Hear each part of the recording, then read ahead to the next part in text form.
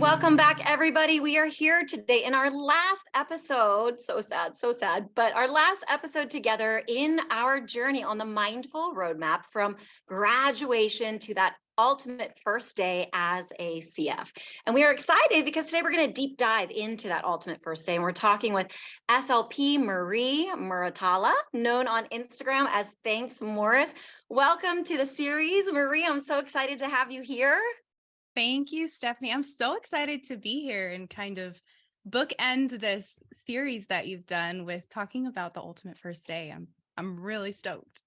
Yes, and I'm so excited to have you. And for anybody that's joining us, my name is Stephanie Michelle Swigert. I'm a licensed and practicing school-based SLP in Los Angeles, California. My pronouns are she, her, and we are here today with speechtherapypd.com.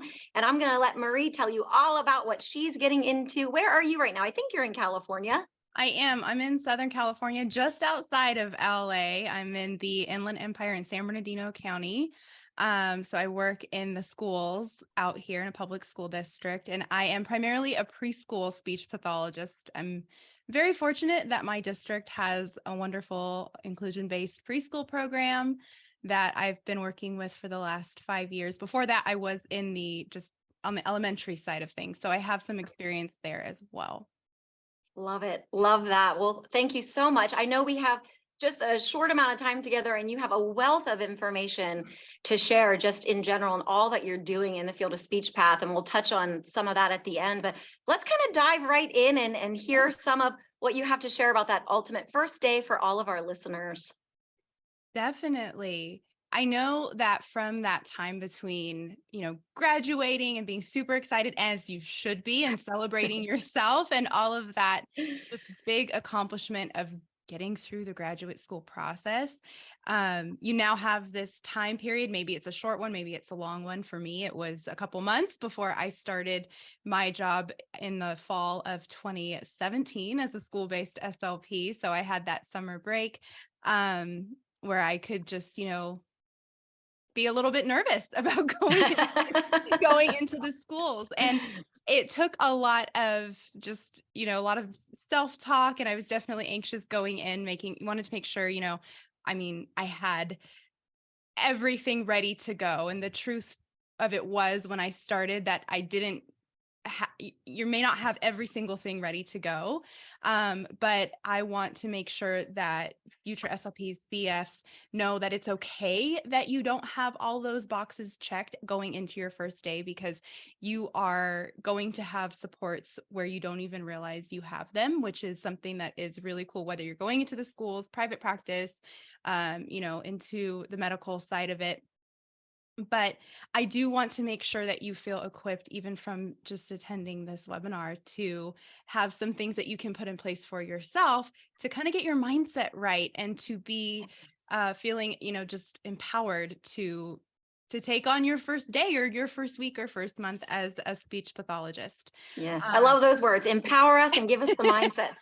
Yes, I think that's what it is. It's, you can go in and I remember a couple years ago, a CF asked me, what can I do over summer? What can I study, to be equipped as she was going in to be an elementary SLP? And I was like, there's, you could sit and just review your praxis book. You could review, all the things you did for your comp exams. But realistically, one, you should enjoy the rest as you've worked, or as hard as you've worked. You deserve that time to just rest Yes. and do what you need to do to provide some balance for yourself. I think going in with that mindset of having balance before everything else and prioritizing yourself as a human first is really going to be important, and give you kind of that well-roundedness that you will then be able to thrive with, versus kind of work yourself up and get burnt out on when you're trying to get all those, boxes checked on your first day. So it is really important to kind of have strategies in place to set boundaries, have strategies in place to practice just maybe mindfulness for yourself, taking care of yourself, self-care, I guess is a better way to put that.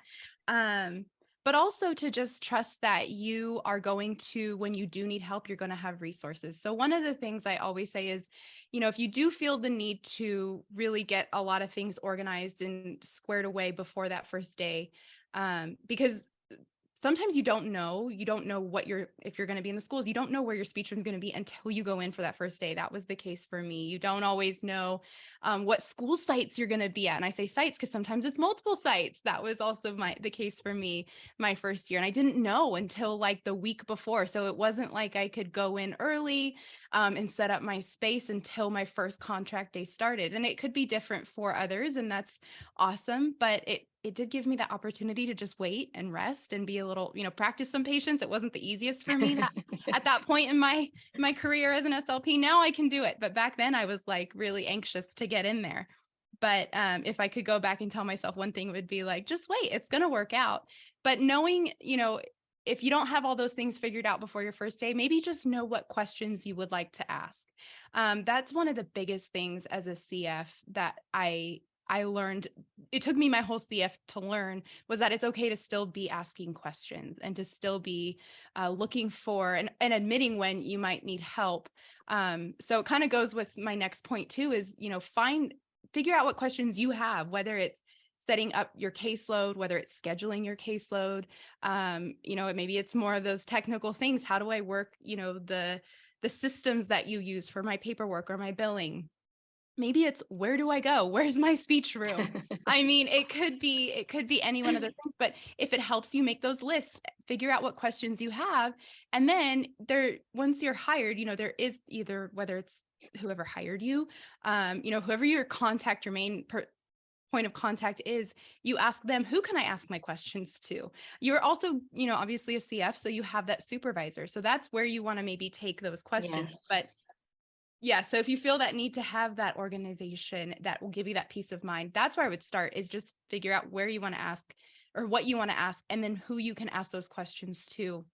Another You- really big, oh, go ahead. I'm I was sorry. going to say, you're throwing me to a flashback of my first day. Now, my first day was in 2006. Things were a lot different. We didn't have all of these resources with all of the apps and the videos, like you're on Thanks Morris. You have a lot of videos that really are there to support clinicians. And when I started in 2006, we didn't have those types of Mhm. resources, in addition to our supervisor. And I was just thinking, even if I would have prepped all summer because I went into a school-based job, oh my gosh, I walked in and I had a janitor's closet, like literally like the horse. I loved this district, but I had a janitor size closet. There was Mhm. paper. They hadn't had a stable SLP for the longest time. And they're like, here's some files. We don't know if they're complete. And we've had people coming in and out. And it was just this overwhelming moment of, okay, well, where do I start? What do I Yeah. do? And I didn't have a lot of, like you're talking about mindfulness, I didn't have a lot of those practices in place. So my head was just kind of, who do I call? Where's the phone Right. tree?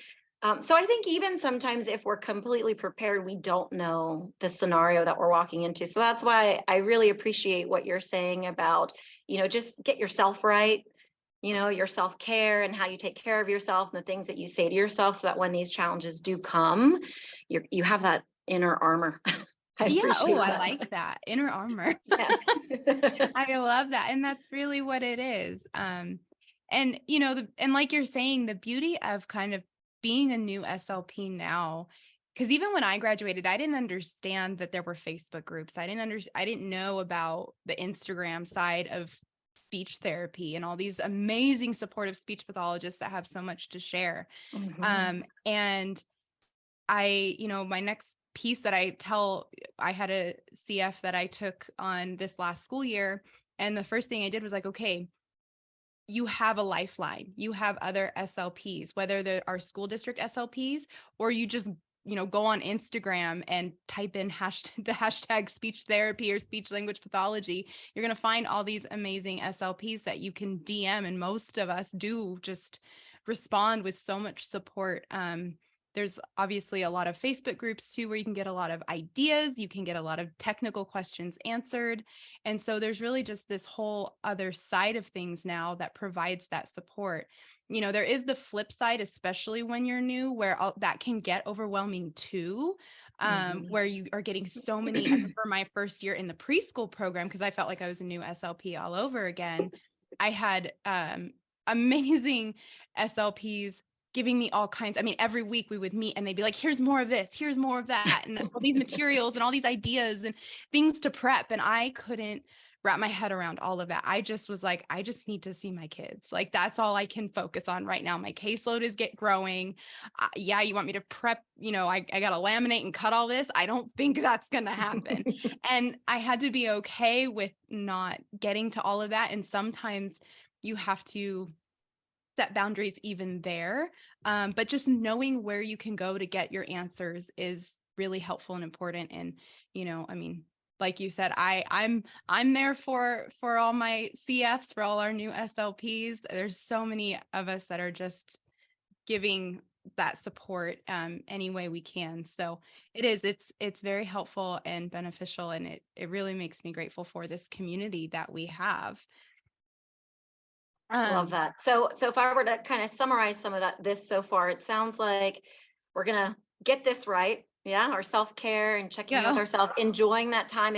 Because some SLPs might be maybe jet setting or vacationing or taking some downtime before they jump into a job and have that time to relax. Others, like you said, could be maybe jumping in sooner. They could have gotten a job offer in a medical setting from an internship or an externship.